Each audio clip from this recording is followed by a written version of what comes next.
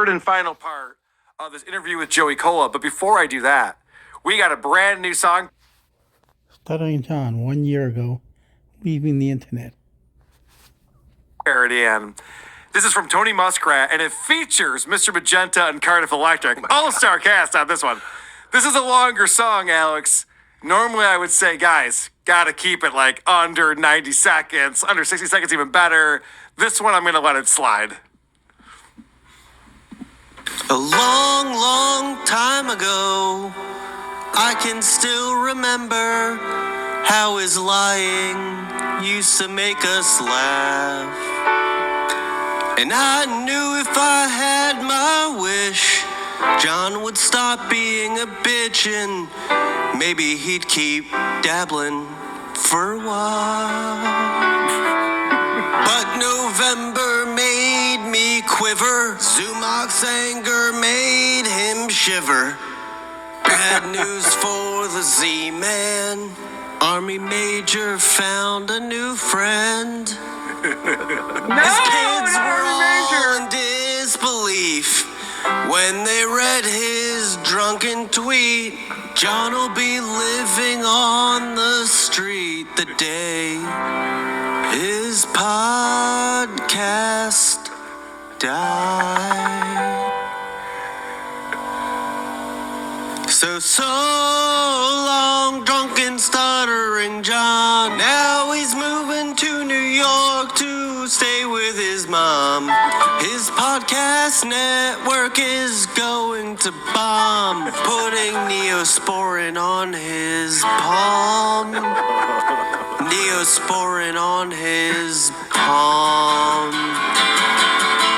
Were you ever a radio star? Or did you write jokes for Abdul-Jabbar?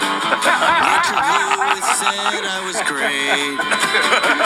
And did you and Don Henley write a song with a Les Paul Jr. that you had to pawn? Needed to split the electric bill with one. Kumia said I stole from charity, and the Dabblers made song parodies.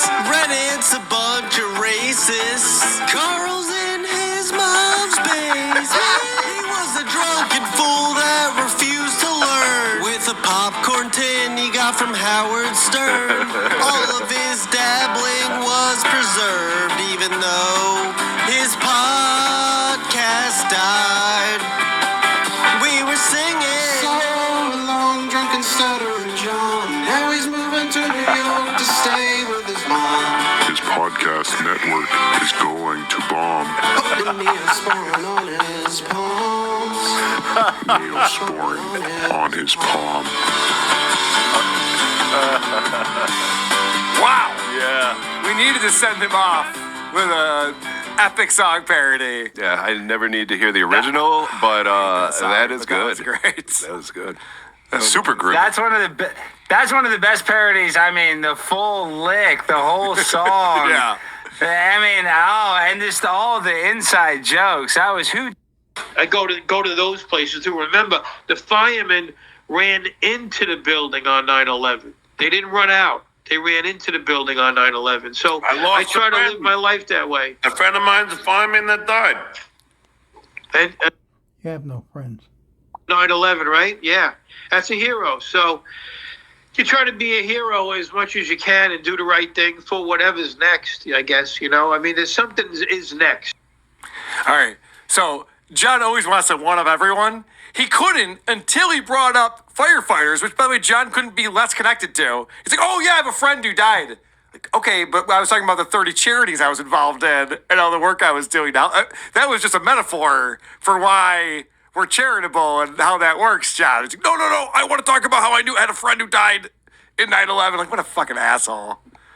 Well, and subconsciously you want to trauma bond with somebody too. Like there's just like where I want to like give him the benefit of the doubt and say that he's not making it about him, but he's so making it about him because he's bringing up his friend that died. Like it's not. Correct. And with him, it's never. I can never. And we don't know if it's actually true or not. give him the benefit of the doubt because it always is him trying to one up. You know, like in that parody song, how my third grade teacher said I was the best actor. Like he remembers this most innocuous random shit, and then actually regurgitates it like it's like, you're. But it's probably all lies. That's the problem. It's not true. Teacher said that? Oh, you were really good at NYU? Like, we're going to actually be impressed by this shit. He's just so delusional. I mean, this guy's talking about charity. You're talking about some guy you pay. You know, even the mob doesn't fuck with people's kids or wives. Yeah. Of course they do, stupid. That's the first thing they'll hold over your head. You're an asshole. You don't pay them and they're really out for you, they'll take your family hostage and threaten them to scare you, you dumbass. You know nothing about nothing. Or you know nothing about everything. Or you know everything about nothing. Haven't figured it out yet.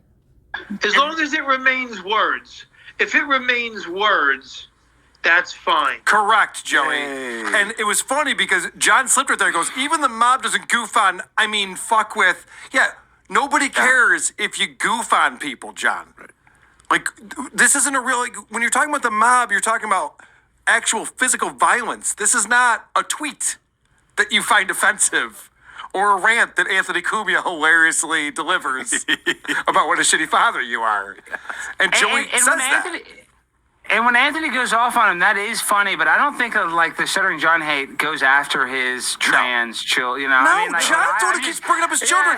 I would never talk about his kids, but John's constantly talking about his kids. That's what I'm saying. Dude, on the Reddit or whatever I look in dabblers, I've been very rarely, has there ever been a joke about his kids? Yes, but is that... If Stuttering John, you'd be able to tell if he actually cared about his kids. He just doesn't like it for his ego. He doesn't like how it makes him look bad that he has a trans kid. It's all his personal thing. He doesn't actually care about the hate or like theoretically this happening, somebody doxing his kid. Like he's not worried about that. He just doesn't like how he looks. He doesn't care about his kids. When he got the $100,000 bonus, he would have paid the $27,000 he owed in arrears money. He didn't pay anything. All he did was try to lower the payment. He doesn't care about them. He's full of shit. And he's a liar. This is obvious to everyone but him. 100%. Yeah, and what Joey's trying to say, and I think it's pretty obvious, but Joey's just saying, well, yeah, you can play the victim, but what's that going to get you? Yeah. And that's pretty much what he's trying to explain to John, who obviously... Well, whether you're 9 or 90, we're only here for a half hour. Am I going to take this with me to the grave, or am I going to find some a little bit of happiness, even though that guy did this or this one said that or whatever it is? At one point, you just got to let it go, put it in his hands, and say, "You handle it. I'm out of here." I'm not a religious guy, but that's very good advice that I think John should be paying attention to and listening to. However, it looks like John's reading the chat, though, Carl. Like, I'm trying to look at his eyes. Yeah. John's not even paying one iota of attention to this guy. Well, I'm sure he's not understanding it if he is. But all that John is hearing is this guy's not agreeing with John that he should be offended and upset by the income coming. So I looked this up. We talked a little bit more about how he can't do that yet. And I don't know why I haven't looked this up sooner. But apparently... SAG-AFTRA pension will pay out at the age of 65. If you try to pull it out ahead of that, 25% gets taken off for every year before you turn 65. John is 57 right now.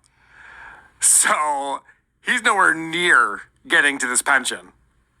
No. That explains a lot. Even if he gets a pension, Carl, it's going to be like $20,000. It's not going to be, I don't know. I don't know what it is. He was making $500,000 a year on the Tonight Show for 10 years or so. He might have some money coming his way, but he can't touch it for a while. It'll be almost nothing if he tries to touch it in the next couple of years. So now Joey is talking about how he hosts a Sopranos show that they do live. And John interrupts him with this story that, dude, try to follow this one because this is insane. So and then I'll travel around with the Sopranos. We do the live in conversation with the Sopranos. It's me, Mike Imperioli, Steve Sharippa, and Vinny Pastore. And we got the Keswick Theater coming up in 2 weeks outside of Philly. I've been trying to get Steve on my show, and it's an odd thing, Joey, because it's so weird, honestly. And I'll tell you what, it's just one of those misunderstandings, Right. They booked me at the Riviera, not like K-Rock would have all these sponsors. So they had, and our Vegas person, they had me at a car show. A car dealer doing sign autographs in another place. And they said, and they want you to just go, and just say hi at the Riv, like at the comedy place. Joe, I didn't have an act yet. So, I went on. I said, hey, how you doing, everybody? Stuttering. You never had an act, dumbass. John told her. Remember, this all started because he's talking about Steve Sharippa and how he does shows, and that's the guy who played Bobby on The Sopranos. And now John's familiar. talking about K-Rock sponsors and doing these auto dealer things. Like, are you following this? Well, yeah, but was Joey I'm used in to an it. episode? Well, you were at the Riv. You didn't do time. I go, Steve, I wasn't doing stand-up yet. Well, bye, I don't Joey. know what they told you. So again, does this sound plausible? Because both characters in this sound like Stuttering John to me. Where he goes, Steve, I heard you're mad at me. Now this is when he's at the Tonight Show, so we're talking years and years later. And he's like, yeah, I'm pissed because you didn't do enough time at this event thing, which I don't even know how Steve is connected to it. Right. Which is not something that someone would even say. It's like, John, who cares? Water under the bridge. Even if he was upset with him at the time. So now John's Steve was running hotels in Las Vegas. He was the main man. explaining that, yeah, he did say that he was pissed at me, so I had to explain myself. Don't stand up yet. I don't know what they told you. I don't. By the way, his guest is gone, and he's still going on about this. So John's just like in a manic phase right now. He's just like reliving this moment. I hadn't even started doing stand up. They just told me to come out. That's what I did was. You're okay. So I have a couple of longer clips. These are the last two clips possibly ever of Stuttering John. This is his last show, October 31st. He never came back. Maybe he will. Right now we're in a no John November, as you know. But we are watching the demise of John. He is an angry, angry man. But then you just put jokes in and out of that, you know? Joey's trying to get back on. It don't matter. It's been awesome. Mark P., Joey has a very moving story. Dude, he is the nicest guy in the world. And I apologize to everybody by sending out these fake links. Oh, here we go. And you know what?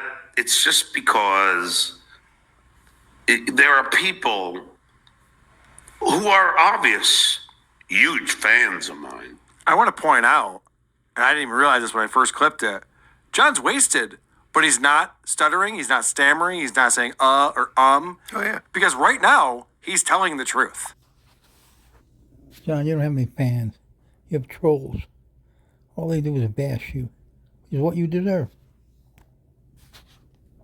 He sent out multiple links to try to get people off his scent for some reason before he did Beer on the Balcony because he's pissed that people are putting the links somewhere or streaming. I don't know.